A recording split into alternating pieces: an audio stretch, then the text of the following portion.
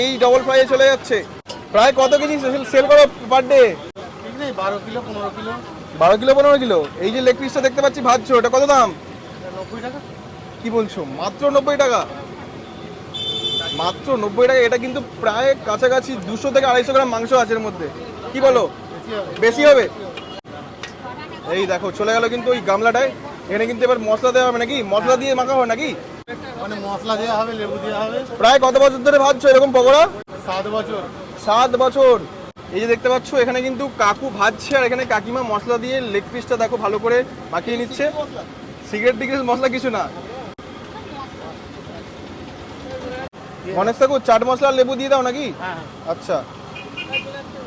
এই যাচ্ছে 7 টাকার পকোড়া ছেড়ে যাচ্ছে কিন্তু তেলেতে, ঠিক আছে? কাকু কি তেল ইউজ করো, রিফাইন অয়েল নাকি সরষের তেল? রিফাইন। আচ্ছা। কেমন লাগে খেতে? মারাত্মক। মারাত্মক। কত বছর ধরে